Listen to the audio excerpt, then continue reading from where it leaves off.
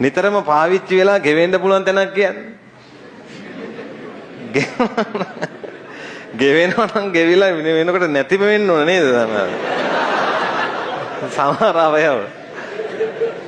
ඇඟිලි වගේ දැන් අපි පාවිච්චි කරනවානේ. ඒක තමයි දැන් මේ තැන් අත්ල. නිතර දැන් මේ මොනවා කරන්නද? පිහින්න, කහන්න, අත ගහන්න. ඕනේ මගුලකට ඉතින් මොකද්ද? අත්ලනේ තියෙන්නේ. හොඳට බලන්න. ඒ වගේ අපි චර්මයේ ඝනකමින් වැඩි. දන්නවද? 60 කට්ටක් ගහලා ගත්තේ. හැමෝම ඒ කාලේ කරා. 60 කට්ට ගහගෙන ඒක ඉන්නවා නේද?